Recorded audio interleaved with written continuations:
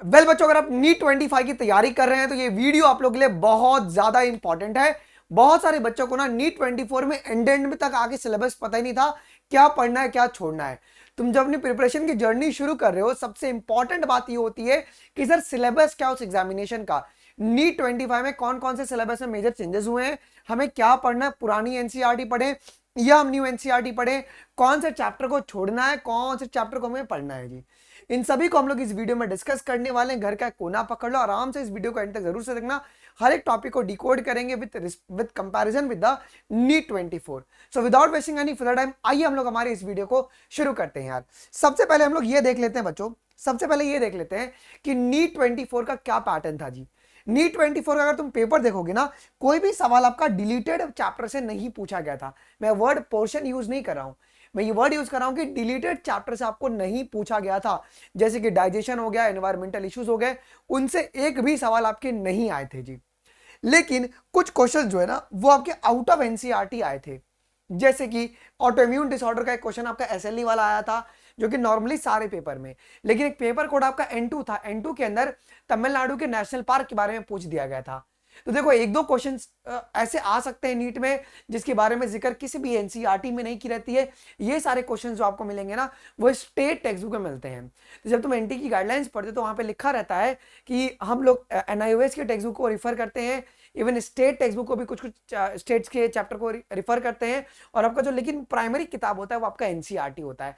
तो एक दो क्वेश्चन से आपको घबराना नहीं है, प्योरली आपको एनसीईआरटी ही पढ़ना है। अब देखो, अगर तुम बड़े गौर से देखोगे ना, तो यही सर्कुलर आपका जारी किया गया था 24 के लिए।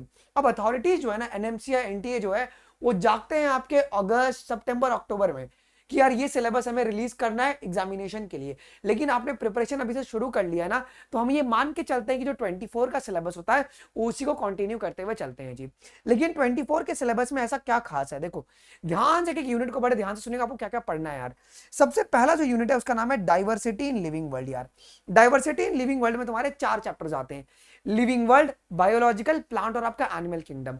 अब थोड़ा डिकोड करके चलते हैं। लिविंग वर्ल्ड में बहुत सारी टॉपिक आपके डिलीट हुई है, जैसे कि टेक्सोनॉमिकल एड्स आपको नहीं पढ़ना है। पढ़ना क्या है, what is living, biodiversity, need for classification, taxonomy, systematics, concept of species and taxonomical hierarchy and binomial nomenclature. मतलब टेक्सोनॉमिकल एड्स आपको नहीं पढ़ना है। अब ये तुम्हारे न्यू एनसीईआरटी में एज इट इज लिखा गया है। अब मैं आपको बता देता हूं कि कौन सा चीज आपको न्यू एनसीईआरटी से पढ़ना है और कौन सा चीज आपको ओल्ड एनसीईआरटी से पढ़ना है, क्योंकि बहुत बड़ी यहां पे कंफ्यूजन होती है। सेकंड, अगर तुम चैप्टर देखोगे जिसका नाम क्या बच्चों, बायोलॉजिकल क्लासिफिकेशन, इसमें तुमको 5 किंगडम क्लासिफिकेशन विटेकर वाली पूरी पढ़नी है, उनके फीचर्स और क्लासिफिकेशन, कौन कौन सा, Monera, Protista and fungus into the major groups.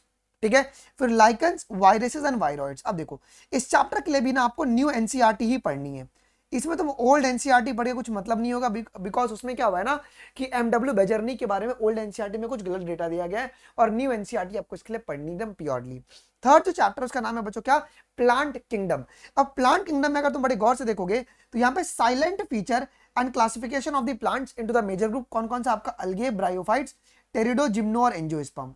ठीक है, अब ये भी तुमको न्यू एनसीईआरटी से ही पढ़ना है। ये तुमको प्योरली न्यू एनसीईआरटी से पढ़ना है, बिकॉज यहाँ पे आपको ऑल्टरनेशन ऑफ जो जनरेशन है ना वो आपको नहीं पढ़ना है। ठीक है, आइए जी। अब एनिमल किंगडम में भी अगर हम बात करेंगे बच्चों, सो एनिमल किंगडम में भी आपको न्यू एनसीईआरटी ही पढ़ना है, ओल्ड एनसीईआरटी नहीं पढ़ना है, न्यू एनसीईआरटी प्योरली पढ़ना है यहाँ पे। क्लियर है, तो यूनिट 1 के लिए तुम लोग न्यू एनसीईआरटी पूरा का पूरा एज इट इज फॉलो कर सकते हो। लेकिन अगर हम बात करेंगे यूनिट 2 का, तो यहाँ पे आपको ओल्ड एनसीईआरटी की भी जरूरत पड़ेगी, बिकॉज यहाँ पे नीट में वैसे क्वेश्चन आपको देखने को मिले थे यार। कैसे, देखो यार, देखो यहां पे बोला गया, पहले हमारे 3 चैप्टर्स इसमें, मॉर्फोलॉजी, एनाटॉमी और स्ट्रक्चरल ऑर्गेनाइजेशन।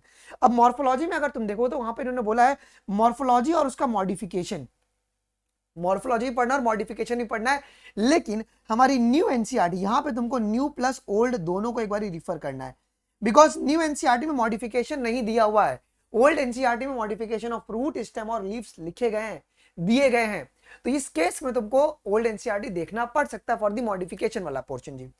फिर टिश्यूज के बारे में अगर तुम देखोगे, tissues, anatomy, functions of different part of the flowering plant, root, stem, inflorescence, flower, fruit and seed, ये तुम्हारी न्यू एनसीईआरटी में दिया गया, बस मॉडिफिकेशन वाला जो पोर्शन है वो एक आपको देखना पड़ेगा यार। फिर बाद में ओल्ड एनसीईआरटी में तुमको एक बारी बच्चों क्या देखना पड़ेगा, जो टिश्यूज में है ना आपके पास simple permanent okay complex xylem phloem को एक बारी देखना पड़ेगा, वरना टिश्यू सिस्टम जो है पूरा, बिकॉज जो टिश्यू वाला ना ये तुम्हारी ओल्ड एनसीईआरटी में प्रॉपर्ली एक्सप्लेन किया गया है, लिंक्ड टॉपिक से लिखा गया है, तो इसके लिए आप लोग जरूर से ओल्ड एनसीईआरटी को फॉलो कर सकते हो विद योर न्यू एनसीईआरटी, ठीक है। तो ये चैप्टर आप लोग को बड़े ध्यान से रखना है जी। अब देखो नीट 24 में बड़ी गद्दारी ये हो गई ना कि हमारी अगर तुम स्ट्रक्चरल ऑर्गेनाइजेशन का अगर न्यू एनसीईआरटी खोलोगे ना तो वो सीधा फ्रॉग एक्सप्लेन करके चैप्टर बंद कर दिए। लेकिन इस बार आपको याद है मैच द कॉलम में एक सवाल आया था जहां पे यूनिसेलुलर ग्लैंड इन सभी के बारे में, इपिथेलियम के बारे में बात किया गया था। अब इसके लिए भी तुमको न्यू प्लस ओल्ड एनसीईआरटी दोनों देखनी है बच्चों, न्यू प्लस ओल्ड एनसीईआरटी दोनों देखना है तुमको इसके लिए, क्योंकि आपका जो टिश्यूज है यहाँ पे ओल्ड एनसीईआरटी में दिया गया है और कॉकरोच, फ्रॉग और अर्थवर्म वो भी ओल्ड एनसीईआरटी में दिया गया है, कुछ भी डेटा आपका नहीं बदलता है। तो यहाँ पे आपको ओल्ड एनसीईआरटी को अच्छे से फॉलो करना है, एपिथेलियम, कनेक्टिव और आपका स्केलेटल जो टिश्यूज वाला है, और डायग्राम भी उसी से डायरेक्टली तुम्हारे पेपर में पूछे गए हैं। तो इसके लिए आप लोग ओल्ड और न्यू दोनों पढ़ोगे बच्चों, ध्यान देना, ठीक है। फ्रॉग से तो वैसे इस बार क्वेश्चन नहीं आता, मेजरली तुम्हारा कॉकरोच से क्वेश्चन आपका आया जी। अच्छा फिर सर फैमिलीज के बारे में अगर हम बात करेंगे, यहाँ पे जो फैमिलीज है इस बार नीट में, तो भाई फैमिली से क्या ही सवाल आया, हम लोग इतना भौकाल मचाए थे ये फैमिली से सवाल आ सकता है, बट फैमिली से नहीं आया, इसका मतलब ये नहीं है कि नीट 25 में नहीं आ सकता है, जरूर से 25 में आपका आ सकता है सवाल। तो फैमिलीज आपको पढ़ना है बच्चों। अब सेल स्ट्रक्चर एंड फंक्शन में तुमको प्योरली न्यू एनसीईआरटी फॉलो करनी है, कोई भी इसमें तुमको मतलब दो राय नहीं है, न्यू एनसीईआरटी इन तीनों चैप्टर के लिए, तीनों चैप्टर के लिए तुमको न्यू एनसीईआरटी ब्लाइंडली फॉलो करना है बच्चों, तीनों चैप्टर के लिए आपको न्यू एनसीईआरटी पढ़ना है, क्लियर है, तीनों चैप्टर के लिए न्यू एनसीईआरटी, ओके। आ जाओ जी।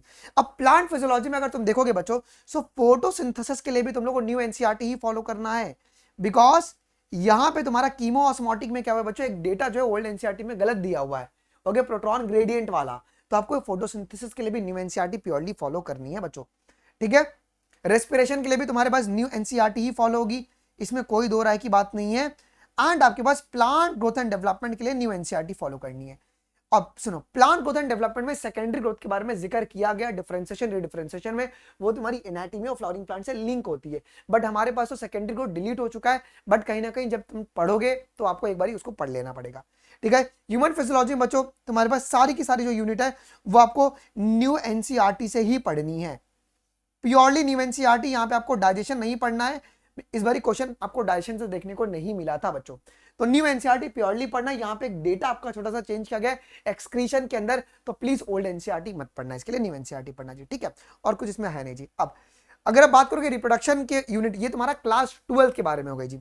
अब क्लास 12 में तुम्हारा रिप्रोडक्शन इन ऑर्गेनिज्म आपको बिल्कुल भी नहीं पढ़ना है, ये सारा टॉपिक जो है आपका इनिशियली स्टार्टिंग के तीनों, ये आपका बाकायदा न्यू एनसीईआरटी से ही जाना चाहिए, आपकी न्यू एनसीईआरटी में प्रॉपर्ली इसको एक्सप्लेन किया गया है, ठीक है। कौन कौन सा, sexual reproduction in flowering plant, human reproduction और रिप्रोडक्टिव हेल्थ। अब इसके बाद अगर हम बात करेंगे जेनेटिक्स के बारे में, तो इसके लिए आपको प्योरली न्यू एनसीईआरटी ही पढ़ना है। यहां पे एक टॉपिक तुम्हारा एक्स्ट्रा दिया हुआ है आपके पास बच्चों, कौन सा जी, आपके इवोल्यूशन के अंदर आपका इंपॉर्टेंट टॉपिक दिया गया है आपके पास न्यू डार्विज्म के बारे में। अगर तुम देखोगे ना यहाँ पे, तो modern synthetic theory of evolution, new Darwinism के बारे में बात किया गया है, सवाल आया नहीं, लेकिन जब तुम इवोल्यूशन पढ़ोगे ना तो आपकी फैकल्टीज आपको उसमें ये पढ़ा देंगे जी, इसमें आपको बिल्कुल भी ध्यान नहीं रखना है, ठीक है। बायोलॉजी एंड ह्यूमन वेलफेयर के लिए भी प्योरली तुमको न्यू एनसीईआरटी ही फॉलो करनी है। देखो बहुत बारी ना आपको कोई टीचर बताएगा नहीं कि किसमें, सब लोग कह रहे हैं कि न्यू एनसीईआरटी करो, लेकिन कुछ चैप्टर में तुमको ओल्ड एनसीईआरटी की मदद लगेगी, जो कि यूनिट 2 वाली चैप्टर थी, ठीक है।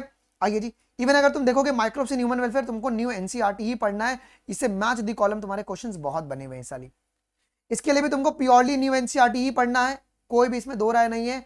और लास्ट वाले के लिए भी आपको न्यू एनसीईआरटी ही पढ़ना है। अब लास्ट वाले के लिए न्यू एनसीईआरटी क्यों पढ़ना है बच्चों, the reason is what, data आपके अपडेट किए जाते हैं न्यू एनसीईआरटी में, तो वही पढ़ना, IUCN आपको बड़े ध्यान से पढ़ लेना है जी। तो ये चीज आपको ध्यान रखना है कि किसके लिए आपको ओल्ड एनसीईआरटी रिफर करनी है बच्चों, तो आपको ओल्ड एनसीईआरटी सिर्फ और सिर्फ यूनिट 2 के लिए रिफर करनी है, बाकी सभी के लिए आपको न्यू एनसीईआरटी पढ़ना है।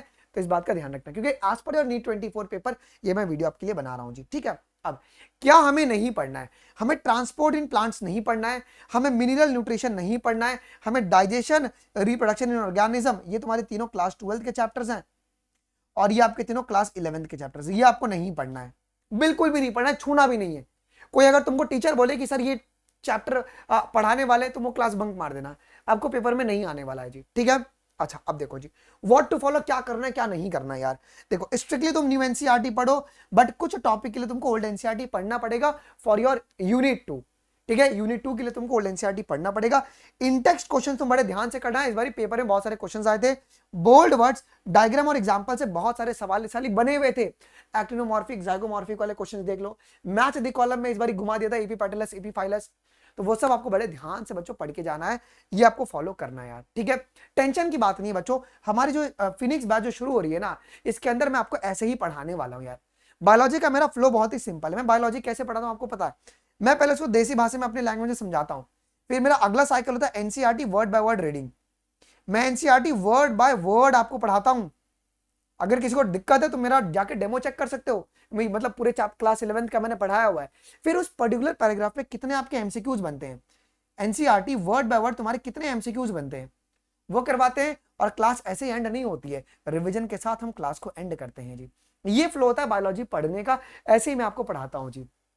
हम लोग इस जो फिनिक्स बैच में ऐसे ही मैं आपको कंप्लीट बायोलॉजी पढ़ाने वाला हूं जी, क्लास 11th और 12th की। And by the end of सितंबर हम आपका पूरा जो सिलेबस है बायोलॉजी का वो कवर करवा देंगे। वैसे आपके पास फिजिक्स और केमिस्ट्री की तो भाई महारत फैकल्टीज यहाँ पे अवेलेबल है, जो कि ऑन टाइम तुम्हारी सिलेबस भी कंप्लीट करवा देगी यहाँ पे। तो फिजिक्स केमिस्ट्री और बायोलॉजी का डर बिल्कुल खत्म। सिर्फ यही बात नहीं, अगर तुमने अनअकैडमी प्लस ले लिया ना, तो तुम्हारा सारा का सारा टीचर का एक्सेस आपको मिल जाएगा। बायोलॉजी मेरे से पसंद आ रही है, फिजिक्स किसी और से पढ़ने किसी और से पढ़ सकते हो, केमिस्ट्री किसी और से पढ़ने किसी और से पढ़ सकते हो। आपको अनअकैडमी प्लस का सारे टीचर का एक्सेस मिल जाएगा। सिर्फ और सिर्फ कितने बच्चों, 5499। अब ये प्राइस वीक आज रात को 11, मतलब आज आपके पास रात को 10 बजे 12 बजे के बाद इसका प्राइस हाइक होने वाला है। इसका प्राइस आपका 30,000 हो जाएगा। जिसको भी एनरोल करना है दे कैन एनरोल नाउ, और लेकर मुझे स्क्रीनशॉट जो है बच्चों वो आप लोग इस ईमेल आईडी पे भेज सकते हो, अनमोल शर्मा 12385 12385@gmail.com। इस पर आप मुझे स्क्रीनशॉट भेज देना, सो दैट कि मैं आपसे पर्सनली कनेक्ट कर पाऊं।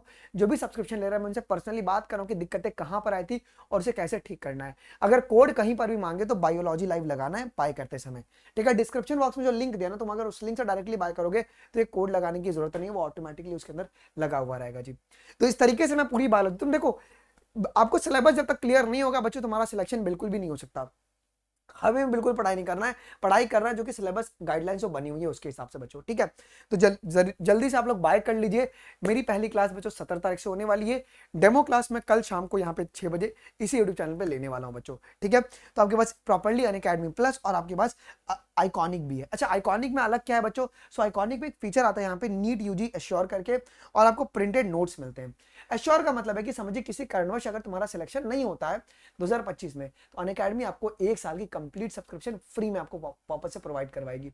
ये होता है अनअकैडमी का नीट यूजी एश्योर। और प्रिंटेड नोट्स आपको मिलेंगे, बट प्लस में वही नोट्स आपको पीडीएफ के फॉर्मेट में मिलेंगे। तो अगर आप बाय करना चाहते हैं तो प्लस आपको 5499 में पड़ जाएगा, और जो आपको आइकॉनिक है वो 14999 में पड़ जाएगा, मतलब 15,000 में। ठीक है, कोड क्या लगाना है, बायोलॉजी लाइव। आ जाओ यार, मिलके मचाते हैं, because I believe in 100% concept and 0% trick.